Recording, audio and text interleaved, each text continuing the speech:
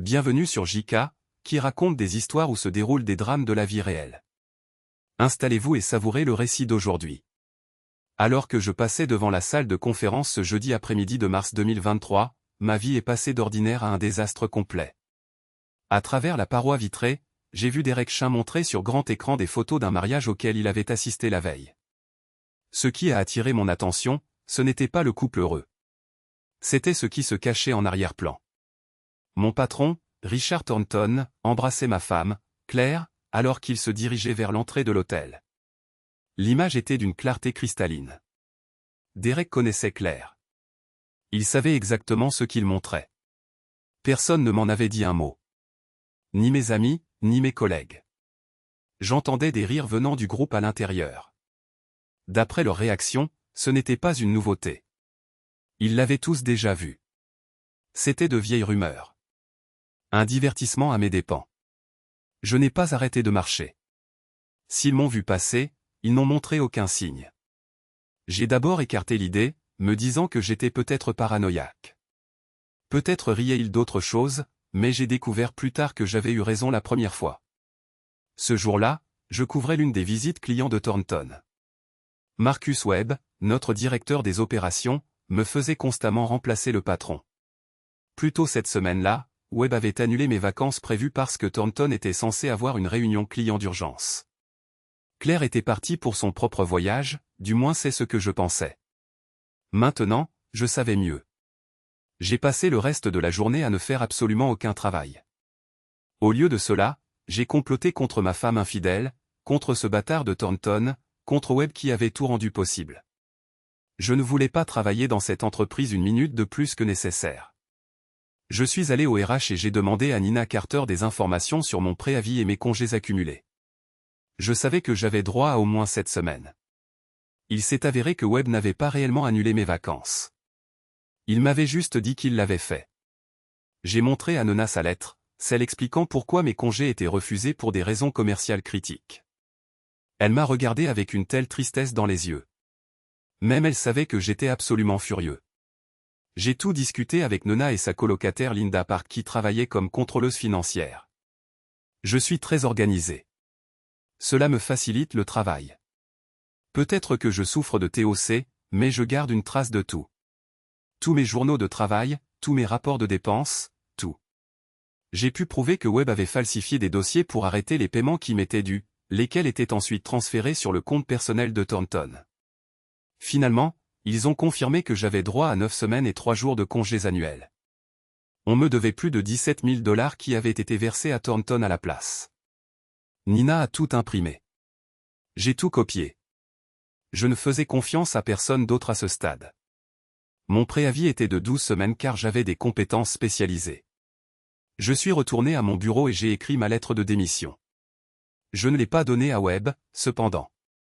Je l'ai regardé fixement jusqu'à ce qu'il détourne le regard, complètement embarrassé. J'avais toujours été obéissant auparavant.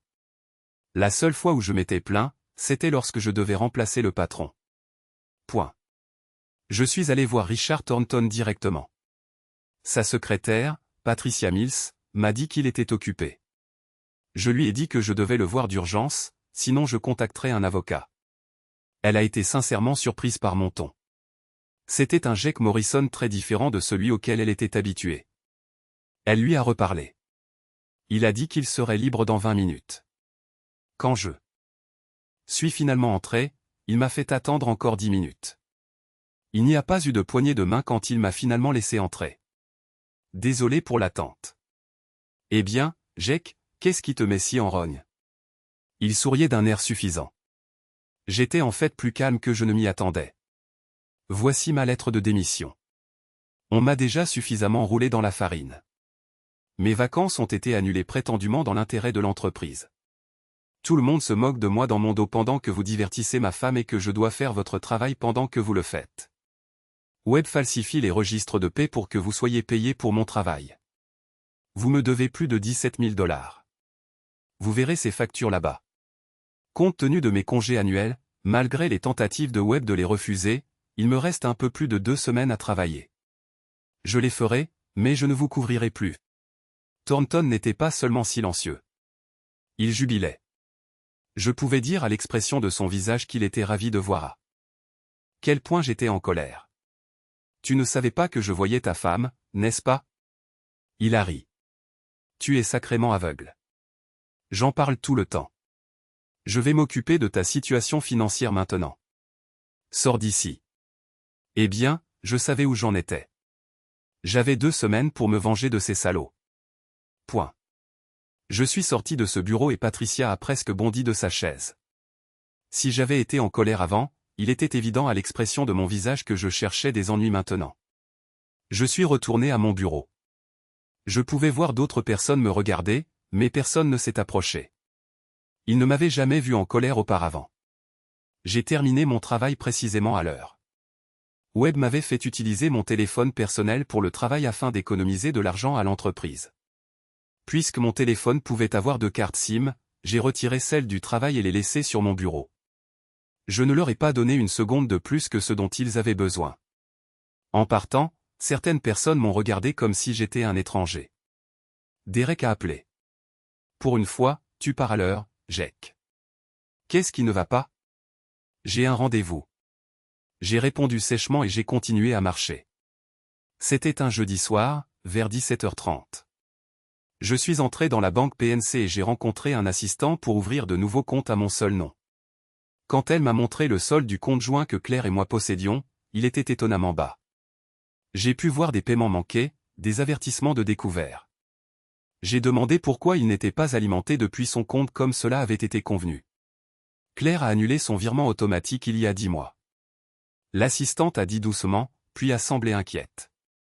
Je n'aurais probablement pas dû vous dire ça. Ce n'est pas grave. Je ne vous dénoncerai pas. Merci d'être honnête. La colère que je ressentais ne cessait de croître. Point. Je suis sorti de la banque et je suis rentré chez moi à Mount Lebanon. J'avais besoin de réfléchir. J'avais besoin d'un plan. Laissez-moi vous parler un peu de moi. Je m'appelle Jake Morrison, j'ai 29 ans, je suis plutôt beau. Je me maintiens en forme en allant à la salle de sport 3 ou 4 soirs par semaine et en faisant de la course à pied. Je suis ingénieur en mécanique avec des compétences avancées en électricité et en informatique, spécialisé dans le dépannage de grandes machines industrielles. Je travaille avec des équipements informatisés très coûteux pour lesquels de nombreux techniciens locaux n'ont pas la formation spécialisée.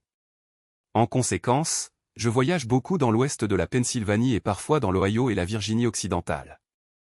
Je suppose que je suis l'une de ces personnes que l'on ne voit jamais, toujours en arrière-plan. Je ne me fais pas remarquer. Je fais juste le travail et je le fais sacrément bien. Comme vous l'avez lu, on m'a pris pour un imbécile.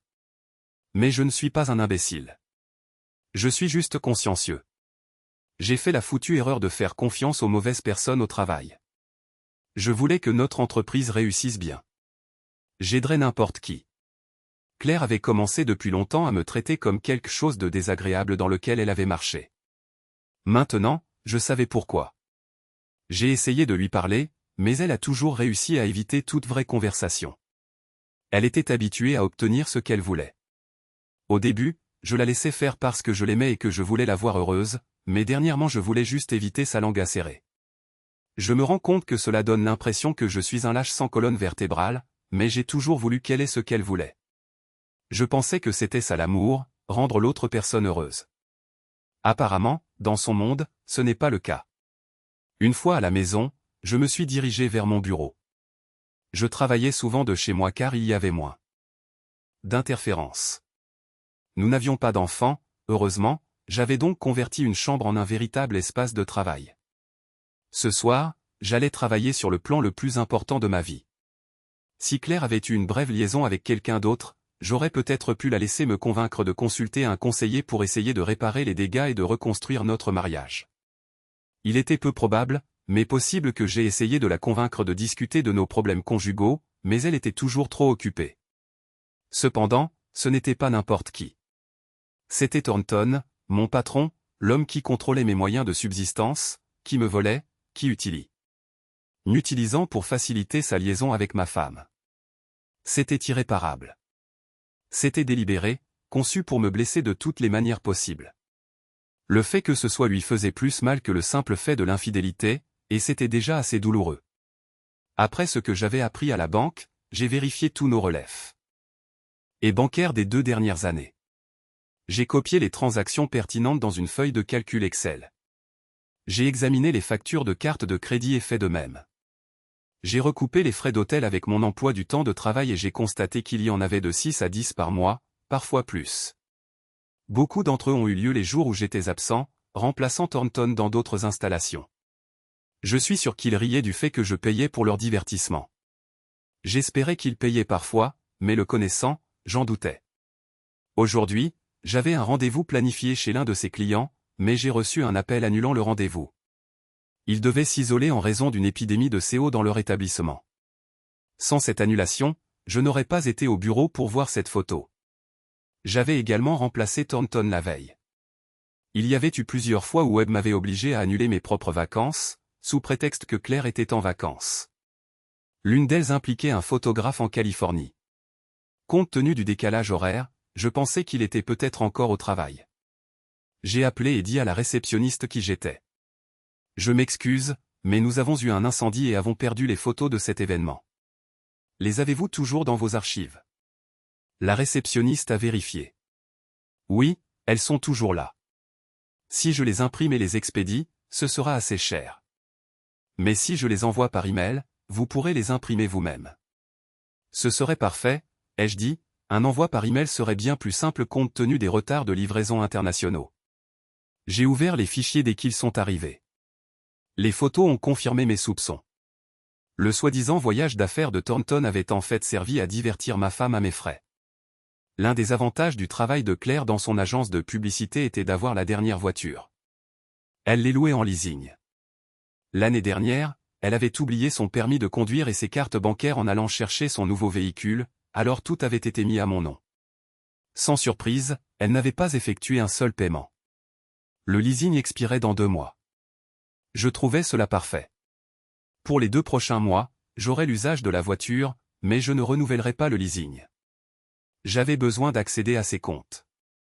Lorsque nous nous étions mariés, elle avait voulu son propre compte courant afin de ne pas avoir à m'expliquer comment elle dépensait son argent. Elle travaillait pour une agence de publicité, nous avions donc convenu de garder des comptes séparés et de verser de l'argent sur un compte joint pour les besoins du ménage, hypothèque, charges, épicerie, assurance, vacances, etc. J'ai changé tous les mots de passe de nos ordinateurs, téléphone et accès au coffre-fort. J'ai vérifié que le contrat de mariage sur lequel le père de Claire avait insisté était toujours en vigueur. Je l'ai copié et l'ai enregistré dans un nouveau dossier. Je lui ai donné un nom de fichier technique que Claire considérerait comme lié au travail si elle découvrait d'une manière ou d'une autre mes identifiants de connexion. Le fichier lui-même était protégé par un mot de passe distinct.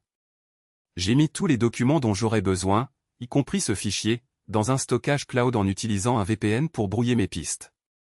J'avais désormais accès à des copies de tout, chaque fois que j'en avais besoin. J'ai utilisé un générateur de mots de passe. Pas de « Maman a gagné » ou « Pittsburgh 2023 ». Pour ma part, j'ai calculé tout l'argent que Claire me devait. Cela s'élevait à un peu plus de 47 000 $. Elle, ou plutôt moi, avions payé des chambres d'hôtel pendant 14 mois. Les vacances seules avaient coûté 1 000 $. Nous avions un compte d'épargne joint avec 5 000 $ dedans. Cet argent était censé servir à agrandir la maison. Mon idée, car elle avait de grandes pièces et un grand terrain, beaucoup d'espace pour que les enfants puissent jouer quand elle déciderait qu'elle était prête. Nous avions parlé d'enfants avant de nous marier. Mais elle avait changé d'avis peu après le mariage et était devenue plus axée sur sa carrière. Si je n'aimais pas ça, eh bien, tant pis. Pourquoi avais-je supporté son attitude si longtemps? Je me posais cette question encore et encore. Elle avait voulu acheter une maison plus petite dans un quartier plus branché de Shadyside. J'avais refusé, ce qui l'avait immensément agacé. C'était probablement l'une des rares fois où j'avais tenu bon. Ainsi, le fonds pour la maison était resté inutilisé. Elle n'y avait pas contribué depuis plus d'1 an. J'y avais ajouté 6 000 $ pendant cette période. En voyant son comportement maintenant, je pouvais constater que si nous avions déménagé, son nom aurait figuré sur la nouvelle propriété. Ma maison aurait payé la majeure partie du coût, mais elle aurait pu réclamer une part de la nouvelle maison en cas de divorce. Une chance inouïe. J'ai transféré 15 000 $ sur mon nouveau compte. Si elle se plaignait, je lui ferai remarquer que sa part couvrirait sa dette envers moi. Lorsque j'eus effectué toutes les opérations financières nécessaires, j'ai annulé les cartes de débit et de crédit du compte joint. Je réalisais maintenant que j'aurais dû prêter attention au compte depuis le début, mais Claire s'était occupée de tout. Pourquoi diable lui avais-je fait confiance? Surtout compte tenu de la façon dont elle me traitait. Quand j'ai eu fini, Claire n'était toujours pas rentrée. J'ai mis une pizza surgelée au four. Si personne n'avait appelé Thornton, elle ne saurait pas encore que j'étais au courant de tout. Si elle ne rentrait pas, alors il saurait que j'avais découvert la vérité. Je finissais juste ma pizza quand elle est arrivée. Dire qu'elle était choquée serait un euphémisme. Elle a halté, je pensais que tu étais à l'établissement d'Erié. J'ai souri, j'avais un rendez-vous et j'ai laissé mon téléphone professionnel au bureau. Ce n'est pas grave. Elle s'est légèrement détendue. J'ai déjà mangé. Je vais prendre une douche. Elle a presque couru vers notre chambre. J'ai attendu d'entendre le bruit de la douche. En entrant dans la chambre, elle avait laissé tomber son sac à main sur la console du couloir, comme d'habitude. Je l'ai ouvert et en ai sorti son portefeuille et son téléphone. Je me suis connecté à l'ordinateur avec son compte. J'ai utilisé sa carte bancaire avec le lecteur de cartes pour accéder à ses comptes. Elle avait ceux que je connaissais, plus 2 comptes supplémentaires, chacun contenant plus de 100 000 $. J'ai copié tous ses comptes dans mon dossier. J'ai téléchargé le contenu de ses emails. J'ai ouvert son téléphone. Elle utilisait le même code PIN sur tous ses appareils et j'ai envoyé des copies de ses messages et journaux d'appel à mon dossier. J'ai tout remis dans son sac et j'étais assis avec une tasse de thé quand elle est descendue. Elle était habillée plutôt simplement par rapport à ses tenues de travail habituelles, alors j'ai décidé de la provoquer un peu. Je ne vaux plus la peine qu'on se fasse belle pour moi. Elle m'a regardé avec son expression habituelle de dédain. Je suis trop fatigué. Peut-être une autre nuit. J'ai ri, oui, pourquoi pas. Cela ne fait que 12 mois que tu ne m'as pas laissé t'approcher. Je pense qu'il est temps que nous divorcions. Ou peut-être devrais-je faire annuler notre mariage puisque, en ce qui me concerne, tu es pratiquement vierge. Elle me fixait, essayant de comprendre ce qui se cachait derrière mes mots. Elle n'était pas contente et je n'en avais cure, j'ai continué. Derek montrait des photos du mariage hier quand je suis entré au bureau. Elle m'a regardé d'un air las, je ne pensais pas que ça t'intéresserait. Pas particulièrement, mais il y avait quelque chose d'intéressant en arrière-plan. Elle m'a lancé un regard dur, mais n'a rien dit. Quel beau couple il formait, ai-je ajouté nonchalamment. J'espère que ce mariage durera plus longtemps que certains engagements. De quoi tu parles, a-t-elle claqué. Mais je pouvais entendre la nervosité dans sa voix. J'ai entendu dire qu'il y avait eu des histoires à la soirée d'enterrement de vie de jeune fille. Tu y es allé, n'est-ce pas? Elle est devenue défensive, tu n'as pas besoin d'écouter les ragots de bureau.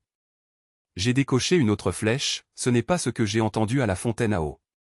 J'espère que tout le monde s'est fait tester après. Claire s'est levée et s'est dirigée vers la chambre, claquant la porte derrière elle. J'avais touché un point sensible. Je suis retourné à mon bureau et j'ai recherché les lois sur le divorce en Pennsylvanie. La bonne nouvelle était que je possédais la maison avant notre mariage, donc elle n'avait aucune revendication dessus. Généralement, les biens sont divisés 50-50e lorsqu'il n'y a pas d'enfants, ce qui était une bonne nouvelle puisque ces 2 comptes secrets jouaient largement en ma faveur. Une pension alimentaire pouvait être accordée si un conjoint gagnait significativement plus que l'autre. Le contrat de mariage précisait des modifications aux règles standards. Sur la base de l'adultère, aucune pension alimentaire ne serait accordée à la partie coupable. La partie innocente n'avait aucun droit sur des biens supplémentaires tels que des automobiles. Toutes les dépenses liées à l'affaire étaient à la charge de l'adultère. J'étais content que son père ait insisté là-dessus. Je savais que j'avais besoin de plus de preuves. Thornton et Claire nieraient tout. Le matin, j'ai appelé mon vieil ami Tommy Flynn, un plombier local. Il travaillait souvent à l'hôtel Omni William Penn, au centre-ville. Quand nous nous rencontrions au pub, ses histoires sur les choses qu'il avait récupérées des drains bouchés amusaient toujours tout le monde. Je suis allé dormir dans la chambre d'amis. Je n'allais pas donner à la reine des glaces la moindre chance de me manipuler. Le lendemain matin, je suis allé au travail et me suis concentré sur mes propres tâches. Je suppose que le commentaire étrange de Claire, je pensais que tu étais, m'a fait croire que mon téléphone avait été surveillé d'une manière ou d'une autre. J'ai vérifié ma carte SIM et j'ai trouvé une application de suivi cachée exactement comme décrit dans certains forums en ligne que j'avais consultés. J'ai acheté un téléphone jetable bon marché pour 20 $ et j'y ai mis la carte SIM de l'entreprise. J'ai laissé ce téléphone au travail. En chemin pour le bureau, j'ai appelé Tommy. Je lui ai expliqué ce que Claire et Thornton faisaient. Tommy détestait aussi Thornton. Pas pour des raisons personnelles. Tommy avait juste de bons instincts concernant les gens. Quand je lui ai raconté toute l'histoire, il était prêt à m'aider immédiatement. Je vais de toute façon à l'Omni aujourd'hui, a dit Tommy. J'aurai des nouvelles pour toi plus tard. J'ai une idée pour obtenir des preuves. J'étais de retour au bureau à 16 heures. Le travail se passait bien pour une fois. Je suis allé au service des finances et j'ai donné à Linda mes nouvelles coordonnées bancaires. J'ai donné des instructions strictes de ne partager ces détails avec personne. Montons la surprise. Ce n'était pas le gec décontracté auquel elle était habituée. Je suis parti à 17 heures pile. Tommy a appelé vers 18 heures et a suggéré que nous allions prendre une bière. J'ai accepté de le rencontrer à 20 heures à notre endroit habituel dans le quartier de Mount Lebanon. Claire n'était pas à la maison, alors je me suis préparé à dîner et je me suis installé devant la télévision. Elle est arrivée vers 19h30 et a été surprise de me revoir. Je sors, lui ai-je dit. Rendez-vous galant avec quelqu'un qui pourrait être réellement intéressé par moi, pas seulement par elle-même. Elle m'a juste regardé fixement, puis a souri légèrement. Elle va avoir une déception alors, j'ai ri. Peut-être qu'elle sera intéressée par moi en tant que personne et pas seulement par un salaire. Je suis sorti avant qu'elle ne puisse répondre. Elle était en colère. Dans le mille. Je commençais vraiment à réaliser que ma vie était sur le point de changer pour le mieux. Tommy a apporté les bières et nous nous sommes assis dans un coin, à l'écart des autres. Jake, tu ne mérites pas ça. Tu es quelqu'un de bien. Tu aiderais n'importe qui. Qu'ils aillent au diable, ces gens de ton travail qui ne t'ont rien dit. Il a bu une longue gorgée. Beaucoup de gens se souviennent de Thornton dans la communauté des affaires. Personne ne l'aime. Oui, eh bien, maintenant je sais pourquoi, ai-je dit. Tu te souviens d'Emma Sullivan? Celle qui allait à notre lycée? J'ai réfléchi un instant, vaguement. N'était-ce pas la fille aux longs cheveux roux? La fille discrète, toujours en train de lire. Elle travaille à l'Omni maintenant. Elle est la superviseuse de la réception. Célibataire, très attirante, excellente personnalité. Il a souri. Elle ne s'amuserait jamais avec un homme marié. Mais je lui ai raconté ce qui t'arrivait. J'ai senti mon visage rougir. Tommy, je ne suis pas vraiment en position d'écouter seulement. Elle a toujours un faible pour toi. Apparemment, tu l'as aidée une fois au lycée quand quelqu'un lui cherchait des ennuis. Elle n'a jamais oublié ça. Je me souvenais vaguement d'un gars qui l'embêtait à la cafétéria. Bref, a continué Tommy, ils sont réservés pour mercredi et jeudi prochain. Elle s'assurera qu'ils obtiennent la chambre qu'elle a en tête. Il y aura une caméra vidéo cachée qui s'insérera parfaitement dans le détecteur de fumée au-dessus du lit. Après qu'ils auront fini chaque jour, je ferai un appel de service d'urgence pour réparer un drain bouché dans cette chambre. Je récupérerai la caméra et te donnerai la carte SD. Tommy, je vous dois beaucoup à tous les deux. Il a souri. Non, c'est ce qu'il mérite. Je pensais que Claire avait plus de bon sens. Nous t'obtiendrons ce dont tu as besoin. Nous avons bu quelques bières de plus, et je suis rentré chez moi en me sentant mieux que je ne l'avais été depuis des jours. Samedi matin, Claire a suggéré que nous allions chez le concessionnaire automobile pour regarder de nouvelles voitures puisque le bail arrivait à son terme. Tu veux dire ma nouvelle voiture, ai-je dit calmement. Celle qui est enregistrée à mon nom et pour laquelle tu n'as pas payé un centime. Nous pouvons y aller et je leur dirai que je la rendrai à l'expiration du bail. Elle avait l'air complètement stupéfaite. Elle est partie sans m'attendre. Elle est revenue 15 minutes plus tard, furieuse. Ma carte de débit et ma carte de crédit ne fonctionnent pas. Que as-tu fait? A-t-elle crié. J'ai répondu calmement. Je vérifiais le compte parce que j'étais sûr d'avoir payé les factures, mais j'ai reçu un avis de paiement manqué. J'ai découvert que tu n'avais rien versé au compte du M. Et nage depuis plus d'1 an. Je ne vais pas soutenir ton style de vie pendant que tu me traites comme de la merde. J'ai annulé les cartes. Utilise les tiennes, bon sang. Elle s'est encore plus fâchée. Je ne l'insultais que très rarement. Ce doit être une erreur de la banque, a-t-elle presque hurlé. Aucune erreur, ai-je dit. Ils m'ont montré ton ordre d'annulation d'il y a 10 mois. Pas d'erreur bancaire, bon sang. Comment a-t-elle commencé? Je les ai appelés pour savoir pourquoi le compte était vide. Il s'avère que l'erreur était de te faire confiance avec nos finances. J'ai eu l'impression qu'elle allait exploser. Le reste du week-end, nous n'avons pas parlé. J'ai tondu la pelouse et rangé le jardin. J'ai peint la terrasse devant notre chambre. L'odeur de la teinture pour terrasse la rendait nauséeuse, alors elle est restée loin de ce côté de la maison. Lundi au travail, je me suis concentré sur la paperasse. J'ai aussi rédigé des courriels à tous mes clients importants expliquant que je ne travaillerai plus chez Thornton Industries après ma date de départ officielle. J'ai mentionné que je chercherais des opportunités après cela. Plusieurs entreprises avaient déjà essayé de me recruter, mais par loyauté mal placée. D'accord, par stupidité. Je n'avais pas donné suite à ces offres. J'ai programmé l'envoi de ces courriels juste avant mon départ. L'accès était protégé par mot de passe afin que personne ne les découvre prématurément. J'ai changé tous mes codes d'accès professionnels. Webb n'était pas au bureau. Je me suis senti floué. Je m'attendais à ce qu'il me confronte avec des accusations pour essayer de m'intimider. J'avais cherché n'importe quelle occasion de lui refaire le portrait. Je suis allé voir une avocate.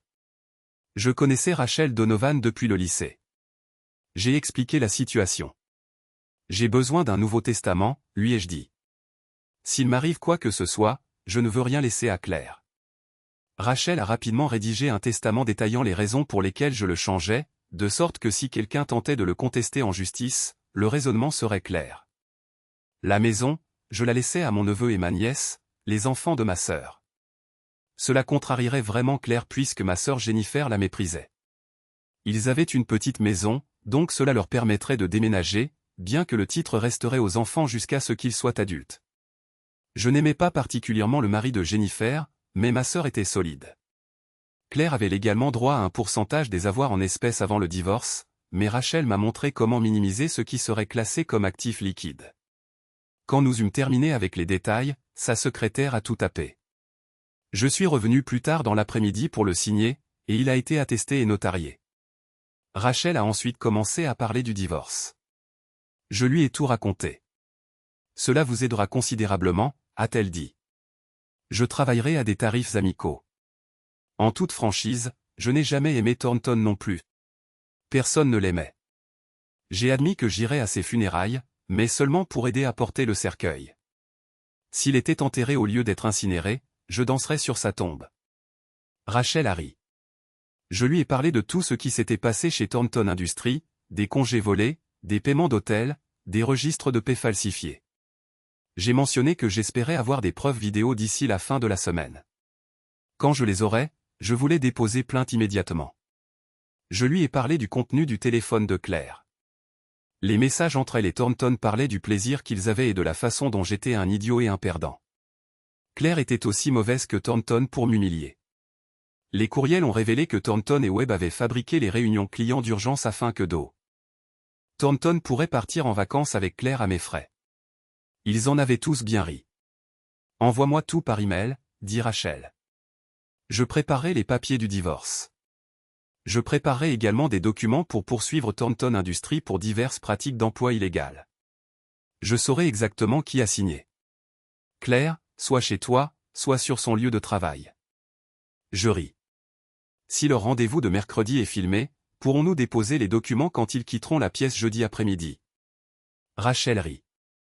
Je ne savais pas que tu avais un tel côté vindicatif. J'aime ça. Tommy et Emma avaient installé le système de caméra. Tout avait été parfaitement capturé. Emma avait téléchargé le contenu pour Tommy, qui me l'avait envoyé par email. Emma avait réinitialisé la caméra pour la deuxième nuit. Rachel avait déposé les documents au tribunal le jeudi matin et avait reçu les documents tamponnés plus tard dans la matinée. Elle l'avait demandé comme une faveur. Apparemment, Thornton n'était apprécié nulle part. Alors qu'il quittait l'hôtel jeudi après-midi, un adjoint du shérif a remis les documents à Claire, là, dans le hall. Elle a crié. Elle a pleuré. Je m'en fichais. Sur les instructions de Rachel, l'adjoint lui a retiré les clés de la maison et les clés de la voiture de son sac, ne lui laissant que ses clés de bureau et personnel.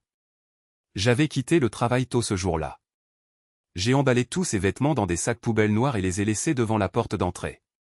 J'ai gardé sa bague de mariage, car c'était un héritage familial, ainsi que la parure de bijoux en diamant coûteuse qu'elle avait insisté pour que nous achetions pour la lune de miel, boucles d'oreilles, bracelets et colliers. J'ai inclus tous ces documents importants dans les sacs. Mon téléphone sonna. Le numéro de ses parents s'afficha sur l'identifiant de l'appelant. Point. J'ai répondu. Son père a crié au téléphone. Qu'est-ce qui ne va pas chez toi, bon sang? J'ai raccroché. Il a rappelé et a recommencé la même tirade. J'ai raccroché à nouveau. Nous avons fait cette danse 6 fois jusqu'à ce que sa sœur Vanessa appelle enfin. Elle, au moins, a essayé d'être raisonnable. Jake, peux-tu nous dire ce qui s'est passé? Claire est hystérique. Nous ne comprenons pas ce qu'elle dit. Quelque chose à propos de papier de divorce. J'ai pris une lente inspiration. Vanessa, Claire me traite comme de la merde depuis au moins 1 an. Rien de ce que je faisais n'était juste. Il s'avère que depuis 14 ou 15 mois, elle a une liaison avec Richard Thornton, mon patron. Je l'ai découvert la semaine dernière. Il y a beaucoup plus, mais c'est fini. Tu peux venir récupérer ses affaires. Les serrures ont déjà été changées. Je fais appliquer le contrat de mariage sur lequel ton père a insisté. Quand j'ai dit cela, j'ai pu entendre Gerald Westwood crier en arrière-plan, alors j'ai raccroché. 1 heure plus tard, Vanessa est arrivée seule dans leur grand SUV. Je l'ai aidée à tout charger. Elle a posé quelques questions et je lui ai expliqué plus de détails. Elle a secoué la tête. Elle a toujours été une personne égoïste. Elle avait un petit ami formidable avant toi et elle l'a quitté pour quelqu'un qui ne la traitait pas bien. Puis elle t'a trouvé. Je pensais qu'elle avait appris sa leçon, mais apparemment non.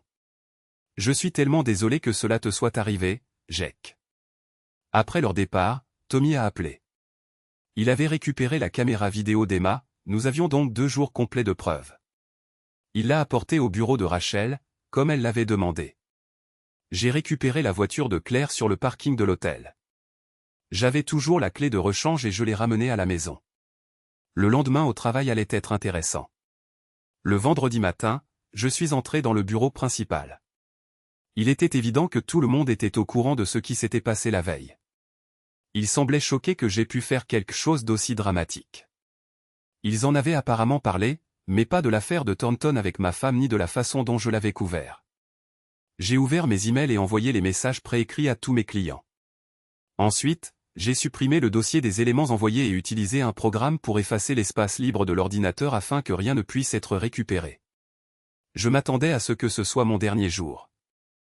Vers 10 heures, Thornton est sorti de son bureau avec Webb. Tous deux avaient l'air furieux. Thornton a crié à travers le bureau. « Pourquoi ne pouvais-tu pas simplement laisser tomber? Tu es pathétique. Pourquoi divorcer? Personne ne veut d'un perdant comme toi de toute façon. » Il a souri avec mépris. « Pourquoi as-tu cité l'adultère dans la demande? Tu ne fais qu'annoncer au monde entier à quel point tu es un idiot. » Elle avait besoin d'un vrai homme. Je ris, ce qui le rendit encore plus furieux. « Tu aurais pu simplement dire différence irréconciliable, continua-t-il. Cela ne change rien. » Je parlais calmement, mais assez fort pour que tout le monde entende. Le nom de ce salaud est sur les documents pour une raison. Chaque entreprise pour laquelle il essaiera de travailler le verra. Chaque femme qui le cherchera saura ce qu'il est. Cela signifie que le divorce sera prononcé en quelques semaines, pas en 1 an. Je ne suis pas un perdant. J'ai juste fait confiance aux mauvaises personnes. Rassurez-vous, j'aurai ce qui m'est dû. Il y a toujours un demain, messieurs. Thornton cria. Tu peux partir tout de suite. Ne t'attends à aucune référence ni à l'argent que tu prétends te devoir. Je tendis une enveloppe. J'avais une petite caméra vidéo dans la poche de ma chemise qui enregistrait tout, j'avais donc la preuve qu'il l'avait reçue. Je parlais lentement mais clairement, assez fort pour que tout le monde entende. Ceci est une plainte formelle pour harcèlement au travail, fraude financière et complot. J'ai tous vos emails et messages où vous avez arrangé de prendre ma place lors d'événements professionnels. J'ai des preuves que vous avez volé mes salaires. Je me tournai pour m'adresser à la pièce. Tout ce que vous saviez tous et que personne n'a eu la décence de me dire.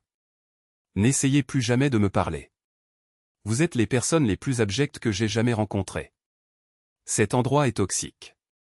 Je pouvais voir que certains de ces mots faisaient mouche.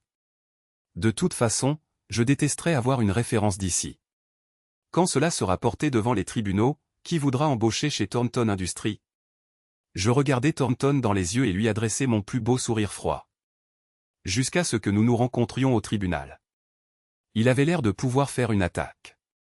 La fureur sur son visage était absolument magnifique. Malheureusement, il ne s'est pas effondré. Je rentrai chez moi. Il y avait plusieurs messages sur mon répondeur. Vanessa demandant si j'allais bien. Un de Barbara Westwood disant que Claire était si bouleversée. Ne pourrions-nous pas arranger ça? J'ai rappelé Vanessa. Je ne veux pas parler à Claire. Nous ne nous remettrons jamais ensemble. Elle peut faire ce qu'elle veut avec qui elle veut. Je suis libre d'elle. Vanessa a compris. J'ai décidé de faire un road trip. J'ai traversé la Pennsylvanie et suis allé dans le nord de l'État de New York dans ma voiture confortable. Après 3 semaines, je suis retourné à ma maison à Mount Lebanon. Mon voisin, le vieux monsieur Peterson d'en face, m'a vu arriver et s'est dépêché de venir. Jake, des gens ont essayé d'entrer chez toi pendant ton absence. J'ai appelé la police. Ils les ont emmenés. Les policiers t'ont laissé leurs coordonnées. Je le remerciais chaleureusement. J'ai appelé la police et j'ai parlé à l'un des officiers. C'était Gerald Westwood et le frère de Claire.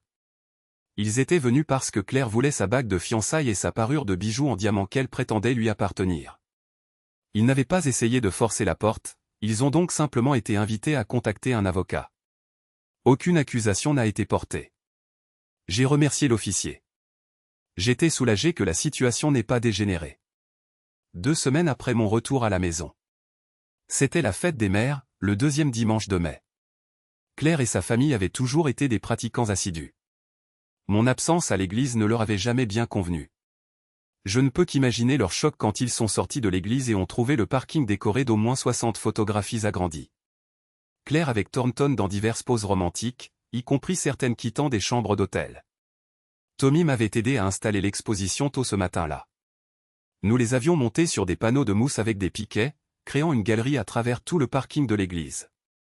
Les paroissiens étaient scandalisés. Gerald Westwood avait l'air de pouvoir faire une attaque. Barbara Westwood fondit en larmes. Quel est ce commandement, encore? Tu ne commettras point d'adultère. C'est peut-être celui auquel ils auraient dû prêter plus d'attention. 3 semaines plus tard, début juin, j'étais au tribunal pour l'audience de divorce. Assise dans la section de la presse se trouvait Olivia Grant, la sœur cadette de Rachel et journaliste pour le Pittsburgh Post-Gazette. Cela allait être intéressant. L'avocat de Claire commença par d'éclats. Affirmant que sa cliente ne voulait pas divorcer, qu'elle s'était égarée temporairement et qu'elle était sincèrement désolée pour la douleur qu'elle avait causée. Elle souhaitait que le tribunal ordonne une thérapie conjugale afin qu'il puisse surmonter son incartade. Si le tribunal ne pouvait pas le faire, elle estimait avoir droit à la moitié des $5 000 de leur compte d'épargne commun. Rachel se leva. Peut-être Madame Morrison pourrait-elle témoigner afin que nous puissions examiner ses actions de plus près. L'avocat de Claire tenta rapidement de l'en empêcher. Le juge remarqua sa réticence. Rachel continua, « Votre honneur, ce mariage est irrémédiablement brisé.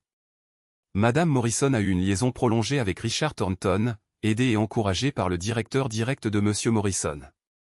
Monsieur Thornton est également propriétaire de l'entreprise où travaille Monsieur Morrison et lui-même. Monsieur Morrison a été licencié pour avoir eu l'audace de divorcer de son épouse infidèle plutôt que de leur permettre de continuer leur manigance à ses dépens. Cette liaison a duré environ 15 mois avant que Monsieur Morrison ne la découvre. Ce fut un acte délibéré de sa part, car Monsieur Thornton était l'employeur de Monsieur Morrison, l'homme qui contrôlait sa carrière et ses moyens de subsistance. Avec la coopération de son supérieur, Monsieur Morrison a été contraint d'annuler ses vacances à plusieurs reprises. Monsieur Thornton a profité de ces périodes pour voyager avec Madame Morrison. Cette annulation a eu lieu il y a 1 an pour un voyage destiné à aider à réparer leur mariage en difficulté.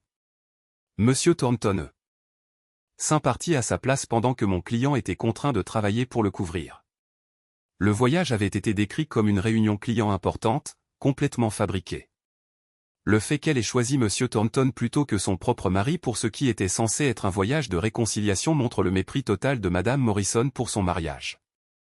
Depuis lors, mon client n'a plus eu de relation intime avec son épouse, ce dont il est maintenant reconnaissant. L'avocat de Claire leva la main. Votre honneur, ma consoeur soulève la question du partage des biens matrimoniaux. Les deux parties géraient des comptes personnels mais avaient un compte joint pour les dépenses du ménage. Des mandats bancaires étaient censés transférer des montants fixes mensuellement de chaque compte personnel. Madame Morrison a pris la liberté d'annuler le sien 10 mois avant la séparation. Cela n'a pas empêché Madame Morrison de dépenser de l'argent pour sa liaison. Elle a simplement utilisé le compte joint qui, à ce moment-là, ne contenait que les fonds de Monsieur Morrison. Au total, elle a dépensé plus de 47 000 $ pour Monsieur Thornton et elle-même, entièrement financés par Monsieur Morrison. Leurs emails et messages textes discutent de ces dépenses. Les factures de chambre d'hôtel et les dépenses connexes sont contenues dans les documents que je fournirai au tribunal. Ce n'était pas une ou deux fois, comme elle veut nous le faire croire, mais sur plus de 15 mois, se rencontrant au moins 6 à 10 fois par mois, parfois plus. Les voisins de M. Morrison ont déclaré qu'un homme correspondant à la description de M. Thornton était fréquemment chez eux lorsque M. Morrison était absent pour le travail. Une ou deux occasions pourraient être réparées par des conseils et de la bonne volonté des deux côtés, mais une violation aussi systématique des vœux de mariage signifie qu'il n'y a aucun espoir de réconciliation. Rachel marqua une pause, puis continua, les 5 000 $ mentionnés étaient destinés aux extensions de la maison. Madame Morrison n'y a pas contribué d'un sou au cours de la dernière année, tandis que M. Morrison a ajouté 6 000 $. Madame Morrison n'a pas non plus payé un seul versement de location pour la voiture qu'elle conduisait, bien qu'elle l'ait spécifiquement mise au nom de M. Morrison, afin qu'il en soit responsable. Ces messages textes et emails confirment que c'était intentionnel. Tout argent auquel Madame Morrison estime avoir droit est plus que compensé par le montant qu'elle doit à M. Morrison pour la malversation du compte joint. L'avocat de Claire se leva. Votre honneur, ce n'était pas un vol. Rachel l'interrompit calmement. C'est une question d'interprétation juridique, votre honneur. Claire, son père et son avocat n'étaient pas amusés. Je me permis un léger sourire.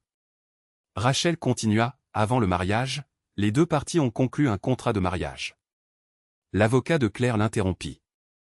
Votre honneur, nous contestons la validité de ce document. À notre avis, cet accord applique mal le droit familial actuel. Rachel sourit légèrement. Il avait été rédigé par un avocat en droit de la famille réputé. L'accord permet le partage des biens matrimoniaux, mais ne permet pas le versement d'une pension alimentaire à la partie fautive. Monsieur Morrison était propriétaire de la maison avant le mariage.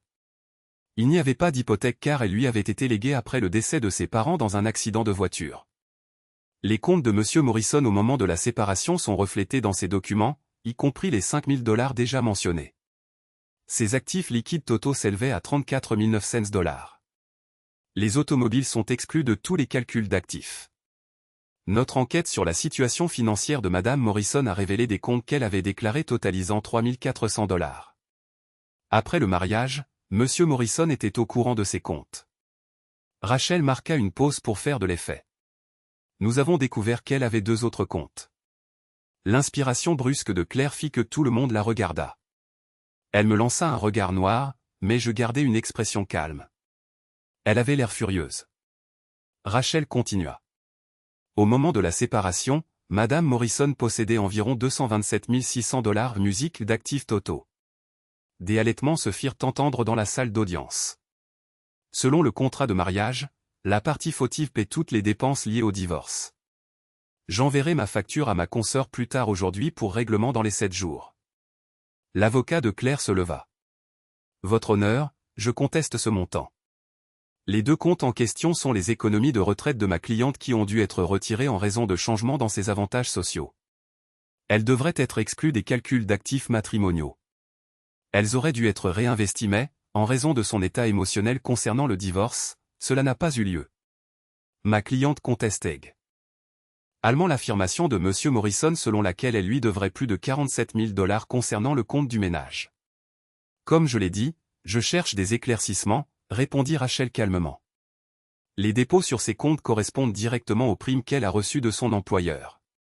Encore une fois, les fiches de paie et les relevés bancaires pertinents réfutent toute allégation selon laquelle il s'agirait de fonds de retraite. Le juge se retira pour le déjeuner, mais non sans avoir auparavant enjoint à l'avocat de Claire de parler à sa cliente pour confirmer la véracité des déclarations faites ce matin-là. Il précisa qu'il n'appréciait pas d'être induit en erreur. Après le déjeuner, l'avocat de Claire déclara que les faits rapportés par Rachel étaient exacts. Le juge prononça le divorce. Il ordonna à Claire de me payer 18 000 $. Il ignora 15 000 des 47 000 $ que j'avais réclamés, notant que si ces sommes avaient été utilisées spécifiquement pour m'humilier, elles représentaient des dépenses de style de vie difficiles à séparer des dépenses conjugales normales. Dans son résumé, il exprima son vif mécontentement quant au comportement de Claire concernant l'adultère et le fait qu'elle ait dissimulé des actifs importants tout en prétendant à la pauvreté. L'article d'Olivia dans le Pittsburgh Post-Gazette était excellent. Il couvrait tous les points clés, à l'exception des montants spécifiques en dollars attribués. Claire, Thornton et Webb ont été nommés. L'article était intitulé « La liaison d'un cadre local lui coûte cher en justice ». J'étais heureux d'être débarrassé de Claire, mais je voulais plus. Beaucoup plus. 5 semaines plus tard, à la mi-juillet, j'étais de retour au tribunal. Cette fois contre Thornton Industries, Richard Thornton et Marcus Webb. Olivia était de nouveau à la tribune de la presse. L'avocat de Thornton tenta de la faire retirer, mais le juge statua que l'affaire était d'intérêt public. Rachel me convoqua à témoigner. Je m'assis dans le box des témoins pendant plus d'1 heure pendant qu'elle m'interrogeait minutieusement. J'ai détaillé chaque fois que Webb m'avait ordonné de remplacer Thornton au travail. J'ai expliqué les vacances annulées et le manque de compensation adéquate. Lorsque j'ai recoupé les dates des retraits de notre compte joint avec mon emploi du temps, elles correspondaient parfaitement au moment où j'avais été envoyé pour couvrir Thornton. J'ai dit au tribunal que lorsque j'avais informé Thornton de la liaison, il n'avait fait que rire. Il était au courant depuis le début. Thornton s'en était apparemment vanté ouvertement. J'ai fourni les messages textes et les emails entre Thornton, Webb et Claire. À la fin, j'avais rapporté que je n'avais pas été payé pour ma période de préavis de licenciement, et que les 17 000 $ qui avaient été frauduleusement versés à Thornton m'étaient toujours dus. Les dernières questions de Rachel étaient percutantes. Comment décririez-vous le traitement que vous ont réservé M. Thornton, M. Webb et vos autres collègues, surtout au cours des 15 derniers mois? J'ai répondu avec prudence. J'ai été traité avec mépris par M. Thornton et M. Webb. Webb m'a menacé quand je me suis plaint de devoir le couvrir ou de devoir corriger son travail de mauvaise qualité. Thornton se contentait de me sourire avec dédain. Mes collègues semblaient mal à l'aise mais ne disaient rien. Je comprends maintenant qu'ils avaient peur de perdre leur emploi. J'ai donné le meilleur de moi-même pour cette entreprise. Webb m'a même obligé à utiliser mon téléphone portable personnel pour le travail afin de faire économiser de l'argent à l'entreprise. Il a installé une application de suivi sur la carte SIM professionnelle afin qu'ils connaissent ma position à tout moment. Si vous aviez su la vérité plus tôt, auriez-vous travaillé aussi dur pour eux? Non, j'aurais démissionné immédiatement. J'avais plusieurs offres d'emploi, mais je pensais que la loyauté était une qualité importante. Je me suis trompé sur cette entreprise. Rachel a déposé une documentation exhaustive auprès du tribunal, copies de courriels, de SMS, mes relevés d'activité méticuleux, des relevés de paiement et des preuves des sommes versées et encore dues. L'avocat de Thornton a tenté de soutenir que j'avais fabriqué les allégations de non-paiement et de harcèlement. Ma tenue de registre était si minutieuse qu'il n'a pas pu le prouver. Son avocat a commencé sa défense en affirmant que son client n'avait pas été correctement signifié des documents de plainte ce vendredi-là, et qu'il n'avait donc pas eu le temps suffisant pour examiner les accusations. Rachel s'est levée et a diffusé la vidéo de moi remettant l'enveloppe à Thornton, avec horodatage et un enregistrement audio clair de ce que j'avais dit. L'avocat était visiblement en colère contre Thornton pour lui avoir menti. Il a demandé une suspension d'audience de 20 minutes pour parler à son client. À leur retour, l'avocat a appelé Thornton à témoigner. Thornton a affirmé que le non-paiement était une erreur administrative due à des problèmes de rotation du personnel et qu'il avait déjà informé le service financier de me payer immédiatement. Son avocat s'est délibérément abstenu de poser des questions sur la connaissance de la liaison par Thornton ou sur son implication dans celle-ci. Thornton s'apprêtait à quitter la barre des témoins quand Rachel s'est levée. Un instant, Monsieur Thornton. Elle a souri, le genre de sourire qui signifiait que quelqu'un allait passer une très mauvaise journée. Monsieur Thornton, recrutez-vous activement des personnes pour des liaisons extra-conjugales au sein de votre entreprise? Thornton et son avocat ont tous deux semblé stupéfaits. L'avocat a bégayé, objection, votre honneur. Pertinence. Je l'autorise, a dit le juge. Étant donné que la plainte inclut du harcèlement au travail lié à une liaison. Cela semble pertinent. Thornton a dit non. Occasionnellement, ces choses arrivent dans n'importe quel milieu de travail, mais je n'embauche pas les gens en fonction de leur vie personnelle. Rachel a consulté les documents devant elle. Selon les courriels que nous avons soumis comme preuve, vous et M. Webb avez discuté de la gestion de l'emploi du temps de M. Morrison pour faciliter votre liaison avec sa femme. Ces courriels montrent un schéma de manipulation délibérée des affectations des employés à des fins personnelles. Diriez-vous que cela constitue un abus de votre position de propriétaire de l'entreprise? Thornton est devenu rouge. Ces courriels sont sortis de leur contexte. Permettez-moi d'en lire un pour le tribunal. Rachel a pris un document. Webb, envoie Morrison à l'installation de Cleveland la semaine prochaine. J'ai des plans avec sa femme. Invente quelque chose à propos d'une maintenance d'urgence. Il est trop stupide pour comprendre. Cela vous semble-t-il hors contexte, Monsieur Thornton? L'épouse de Thornton, qui avait été assise en soutien dans la galerie, s'est levée et a quitté la salle d'audience. Rachel a continué, les courriels que vous avez envoyés, discutant de la manière de gérer Monsieur Morrison, étaient-ils les actions d'un employeur bienveillant? Respectait-il votre devoir de diligence concernant la santé physique et mentale de vos employés? Thornton n'a rien dit. Quand vous avez découvert que M. Morrison était un ingénieur hautement qualifié qui vous rapportait beaucoup d'argent, vous l'avez exploité. Vous l'avez intimidé avec l'aide de M. Webb, vous l'avez envoyé en mission bidon pour pouvoir passer du temps avec sa femme. Quand il l'a découvert et vous a confronté, au lieu de montrer la moindre décence, vous vous êtes moqué de lui, puis vous l'avez licencié illégalement. Sans M. Morrison, votre entreprise a perdu plusieurs clients majeurs en seulement 2 mois. Toutes ces actions constituent un harcèlement grave et des violations des conditions de travail hostiles. Webb a témoigné ensuite. Son avocat a tenté de minimiser son rôle, mais Rachel a systématiquement détruit chaque argument. Elle a présenté les registres de paie falsifiés portant la signature électronique de Webb. Elle a montré des courriels où Webb et Thornton discutaient du stratagème. Le juge a reporté la prononciation de la sentence de 2 semaines. Avant l'échéance, il s'est enquis par l'intermédiaire de Rachel si j'avais été payé comme Thornton l'avait suggéré. La réponse fut négative. Dans sa décision finale, le juge n'a pas mâché ses mots. Il a statué en ma faveur sur toutes les plaintes. Il m'a accordé $200 000 pour leurs actions, plus $33 000 pour le non-paiement des salaires et des avantages sociaux. Il a rendu une ordonnance supplémentaire stipulant qu'aucun d'entre eux ne devait recevoir de salaire ou de dividendes de Thornton Industries tant que tous les paiements ne m'auraient pas été versés intégralement. S'il tentait de déclarer faillite pour éviter le paiement, il disposait de documents montrant que le solde bancaire de l'entreprise dépassait $2 millions et il les tiendrait en outrage au tribunal et leur imposerait une peine de prison importante. Il a rendu Thornton personnellement responsable de mes frais de justice, lesquels m'ont été intégralement remboursés le lendemain. Thornton a également payé les honoraires de Rachel immédiatement, la somme totale, sans négociation. J'ai savouré cette liberté. Je me sentais mieux que depuis des années. J'ai fait du travail de conseil, ce qui m'a convaincu qu'au lieu de travailler pour quelqu'un d'autre qui pourrait profiter de moi, je devrais travailler pour moi-même. La plus grande dépense serait un équipement de diagnostic spécialisé coûtant plus de $20 000 à $30 000. Thornton avait décidé de liquider l'entreprise avant de tout perdre. Il avait perdu la plupart de ses clients importants après que la nouvelle de l'affaire Judicia se soit répandue. Le jour de la vente aux enchères des équipements fin août, Tommy C est rendu en mon nom. Je savais qu'il ne me laisserait pas entrer.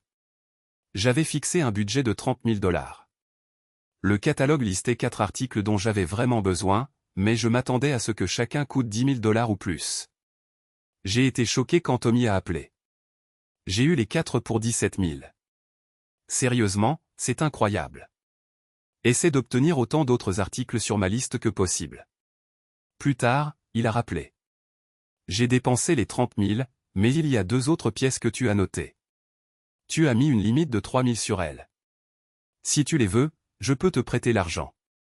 Je n'ai pas besoin d'un prêt, mais oui, prends-les si possible. Avec cet équipement, j'ai lancé Morrison Mechanical Service. J'ai gardé la camionnette louée car le coût était à peu près le même que d'en acheter une d'occasion et je pourrais la remplacer dans 1 an à la fin du bail. J'ai contacté mes anciens clients. En quelques jours, j'étais extrêmement occupé. Plusieurs anciens employés de Thornton ont appelé, espérant que je les embaucherais. Pas la moindre chance. Un après-midi de début septembre, je me suis retrouvé à traverser le centre-ville de Pittsburgh, non loin de l'Omni où Claire et Thornton s'étaient rencontrés. J'avais offert plusieurs tournées de bière à Tommy pour le remercier, mais je n'avais rien fait pour Emma. J'ai appelé l'hôtel et j'ai été ravi quand elle a répondu. Omni William Penn, ici Emma Sullivan. Comment puis-je vous aider? Elle avait une voix charmante. Emma, c'est Jake Morrison, l'ami de Tommy. Jake, bien sûr. Comment allez-vous? Je vais bien, grâce à vous et Tommy. Je me demandais. J'aimerais vous inviter à dîner pour vous remercier comme il se doit pour ce que vous avez fait. S'il y a autre chose que vous aimeriez faire, je serais heureux de l'organiser. Je vous dois beaucoup. Elle a ri. Vous ne me devez rien, mais j'adorerais dîner. Et demain à 19h? Je finis à 18h, mais je peux prendre une douche ici et être prête à ce moment-là. Parfait. Je viendrai vous chercher à 19h. Et Emma, merci de ne pas m'avoir repoussé. Je n'y songerai même pas, dit-elle chaleureusement. Nous avons échangé des sourires à travers le téléphone, et je suis parti avec le sentiment d'avoir gagné à la loterie. Le travail du lendemain, près de chez moi, s'est déroulé sans accroc. J'ai fini tôt, je suis rentré à la maison, j'ai pris une douche et je me suis rasé, puis je me suis tenu devant mon placard, essayant de décider quoi porter. Je voulais faire bonne impression, mais je ne savais pas de quel genre. Je me sentais plus nerveux qu'un jeune de 15 ans lors d'un premier rendez-vous. J'ai réalisé que ma garde-robe avait besoin d'être renouvelée. Je suis arrivé à l'hôtel à 18h45. Très nerveuse, elle est apparue quelques minutes plus tard, et j'ai été stupéfait. Elle portait une simple robe bleu marine qui, d'une manière ou d'une autre, rendait ses cheveux roux encore plus éclatants. Elle était magnifique. Elle a ri de mon expression. Tu me fixes. Je suis désolé, mais tu es absolument splendide.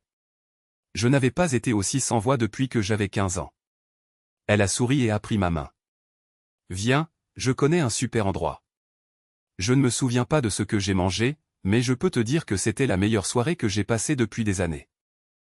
Après le dîner, nous sommes allés au salon pour prendre un verre.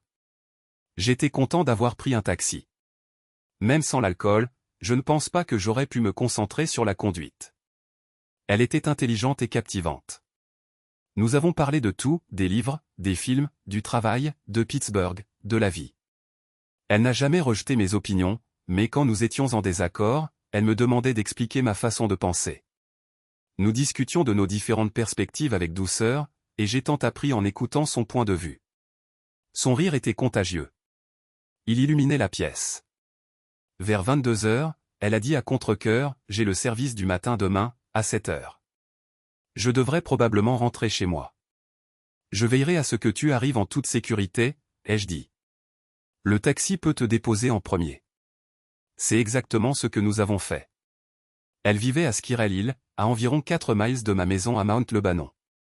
Avant qu'elle ne sorte, j'ai dit, Emma, je suis venu ce soir parce que je me sentais redevable envers toi pour ce que tu as fait. Mais je dois te dire que je n'ai pas autant apprécié une soirée depuis je ne sais plus combien de temps. J'aimerais beaucoup te revoir si tu y es ouverte. Elle s'est penchée et m'a embrassé doucement. Puis elle a sorti mon téléphone et a entré son numéro. Je te donne aussi mon emploi du temps, comme ça tu sauras quand je suis disponible. Envoie-moi un message. Je lui ai donné mon numéro et mon adresse email. Nous sommes sortis ensemble pendant 3 mètres. Ouah. Elle était merveilleuse, gentille, intelligente, drôle, authentique. J'attendais toujours qu'elle révèle un plan caché, qu'elle se transforme en une autre Claire. Mais elle ne l'a jamais fait. Quand elle travaillait, j'avais du temps seul avec mes pensées. Les vieilles insécurités s'insinuaient parfois. Étais-je encore un imbécile? Mais non, Emma était différente. Tout chez elle était différent. Un soir de fin novembre, j'étais chez moi en train de terminer une facture lorsque la sonnette a retenti. J'ai été surpris de voir Emma là. Elle avait l'air inquiète. Emma, salut. Entre. J'ai voulu l'embrasser, mais elle s'est légèrement reculée. Maintenant, j'étais inquiet. Elle a parlé doucement, presque tristement. Jake, pendant que tu étais absent la semaine dernière, Claire est venue à l'hôtel avec son entreprise. Il faisait une présentation pour un événement d'entreprise. Après, Elle m'a parlé. Mon cœur s'est serré. Elle sait que nous nous voyons. Elle m'a demandé de te demander de lui parler. Tu ne lui as pas parlé une seule fois depuis que les papiers de divorce ont été signifiés. Elle a dit qu'elle te rencontrerait où tu voudrais. Elle a promis qu'elle n'avait aucune intention de nous causer des problèmes. Elle veut juste tout expliquer en face. La voix d'Emma s'est légèrement brisée.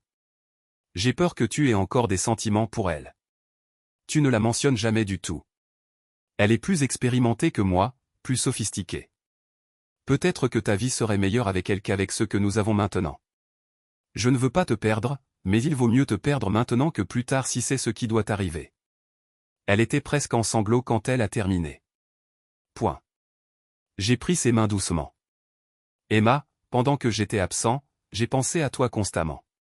Je t'aime d'une manière que je n'aurais jamais cru possible. Je n'ai jamais aimé personne comme je t'aime. Elle a levé les yeux vers moi, les larmes aux yeux. Je t'ai tenu à distance au début parce que j'étais terrifié d'être à nouveau trahi. Chaque pensée logique dans mon cerveau disait que tu ne ferais jamais ça, mais la peur était toujours là. Je n'ai jamais mentionné Claire parce que je ne ressens que du mépris pour elle et du mépris pour moi-même de l'avoir laissé me traiter comme elle l'a fait si longtemps. J'ai essuyé une larme de sa joue. Claire a raison sur une chose.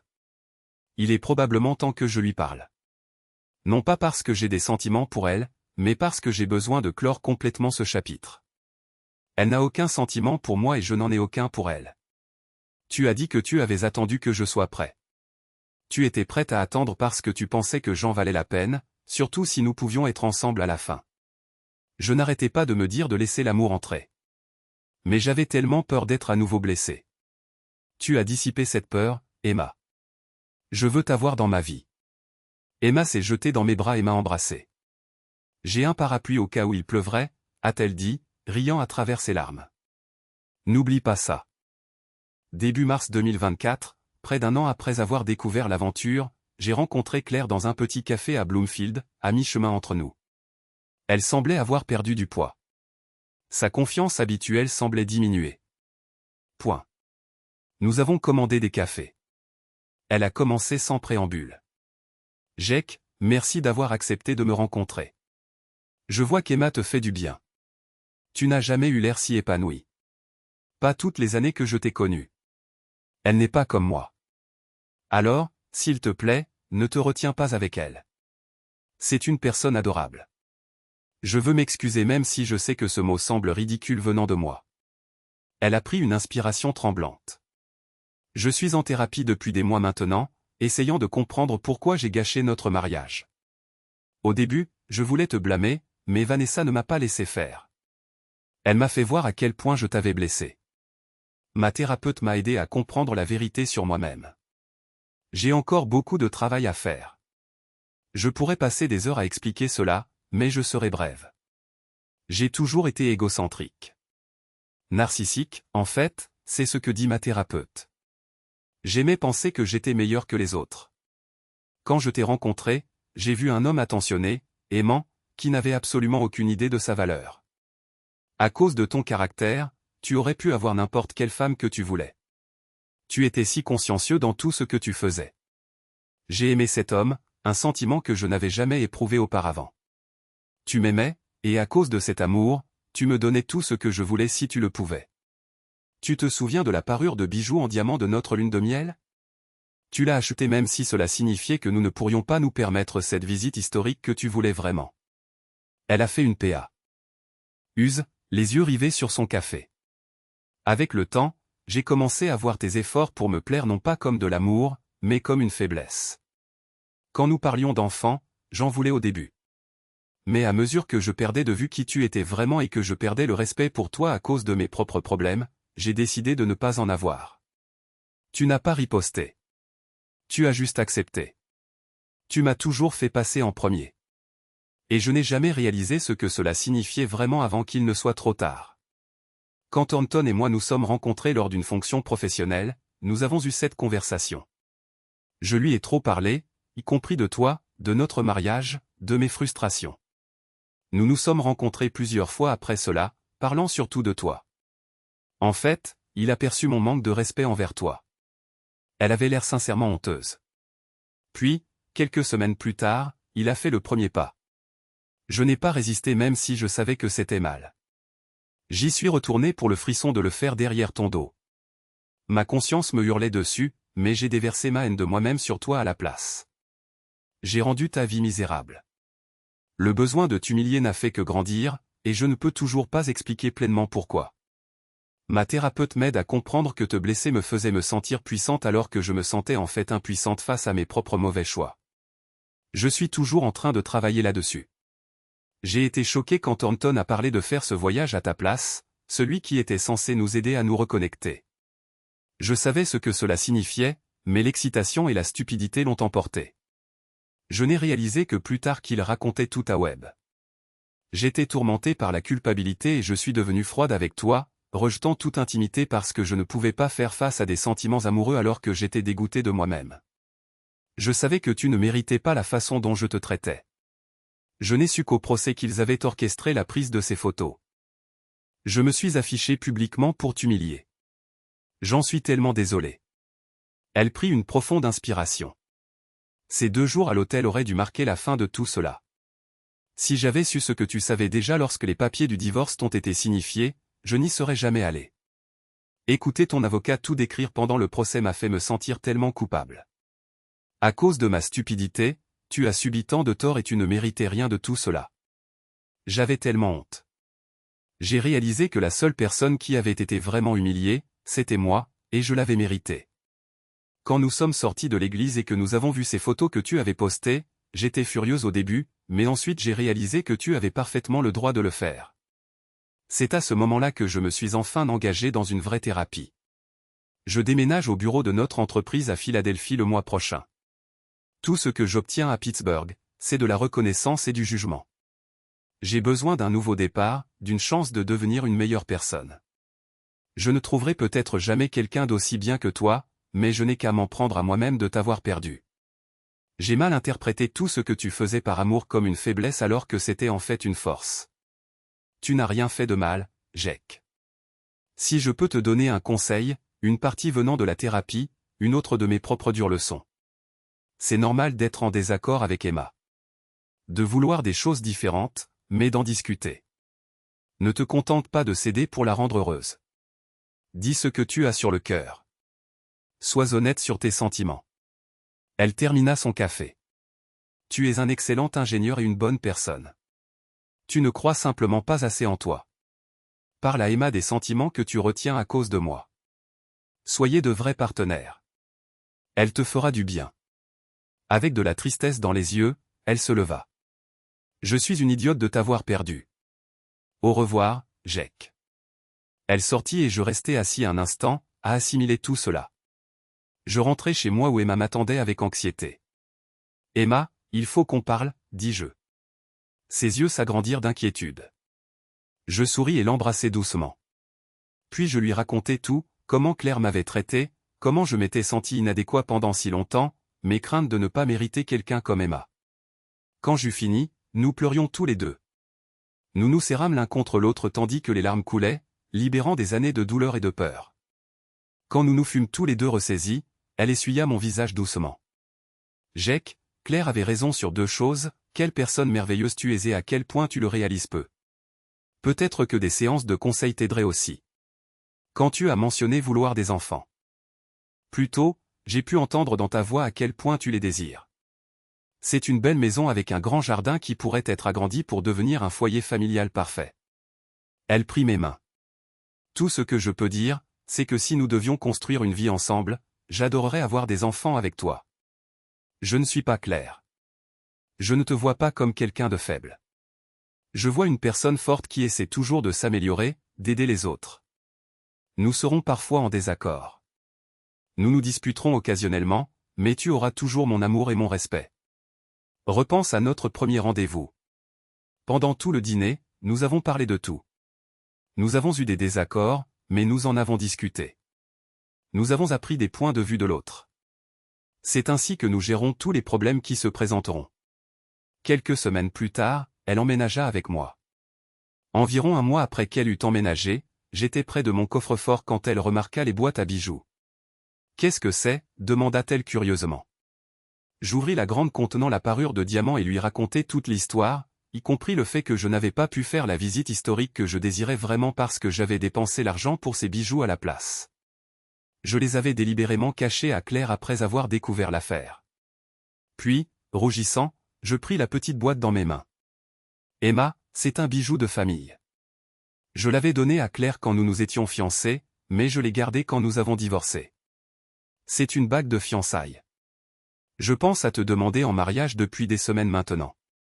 J'ai demandé la bénédiction de ton père, et il était ravi. Ta mère aussi. J'ouvris la boîte. Emma Sullivan, veux-tu m'épouser? Nous te trouverons une nouvelle bague si tu dis oui.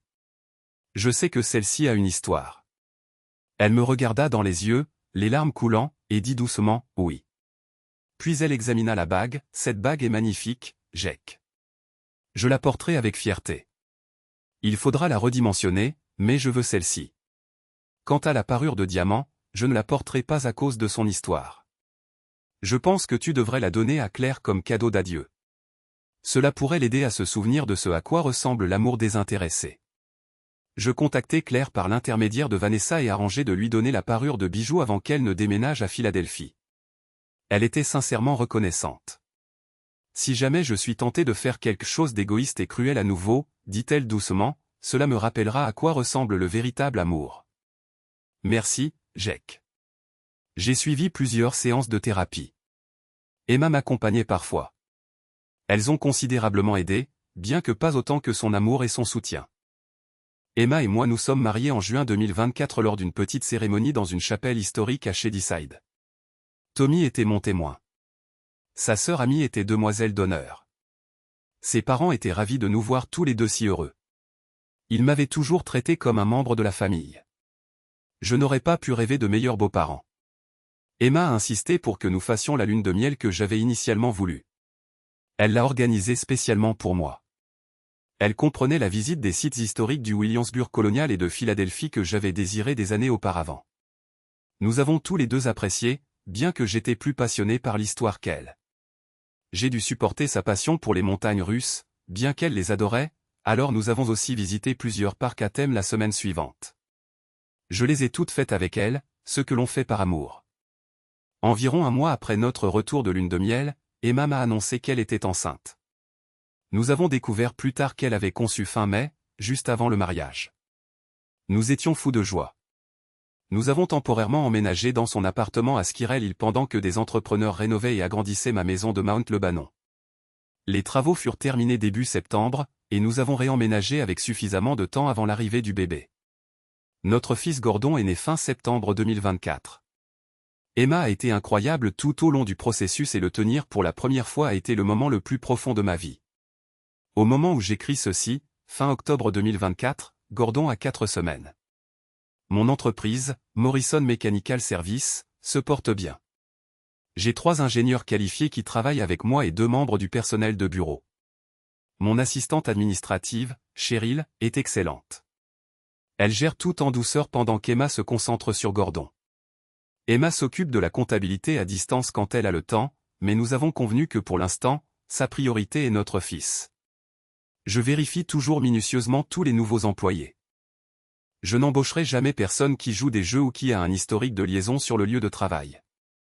Étant donné que l'entreprise est petite et soudée, je connais les conjoints de la plupart des employés. Je ne ferai rien qui puisse nuire à leur relation. Emma et moi parlons d'avoir d'autres enfants un jour, peut-être 2 de plus pour donner des frères et sœurs à Gordon, mais pour l'instant, nous savourons chaque instant avec notre nouveau-né. Quant à Claire, j'ai appris par Vanessa qu'elle avait déménagé à Philadelphie le mois dernier et qu'elle réussissait professionnellement. Elle est toujours célibataire et poursuit sa thérapie. La semaine dernière, Emma, Gordon et moi sommes allés nous promener l'après-midi près de Squirrel Hill. Nous nous sommes arrêtés dans un café pour un café rapide pendant qu'il faisait la sieste dans sa poussette. Alors que nous partions, j'ai vu Claire de l'autre côté du parking. Elle rendait visite à ses parents et venait de leur dire au revoir. Elle nous a vus, moi poussant la poussette de Gordon, Emma marchant à côté de moi, la main sur mon bras. Tous deux fatigués mais heureux. L'expression sur le visage de Claire était déchirante. C'était un mélange de tristesse, de regret et d'une profonde, douloureuse envie. Nous avons croisé nos regards. Je lui ai fait un petit signe de tête. Elle a répondu d'un signe de tête, puis est monté dans sa voiture. Rien de plus n'avait besoin d'être dit. La trahison de Claire s'est avérée être la meilleure chose qui me soit jamais arrivée. Elle m'a mené à Emma. Elle m'a mené à cette vie, à l'amour véritable, au partenariat, à la paternité. Son amour et son soutien signifient tout pour moi. Je n'ai jamais été aussi heureux. Merci de votre lecture. À la prochaine. Si vous avez apprécié ceci, abonnez-vous à JK raconte une histoire pour plus de récits.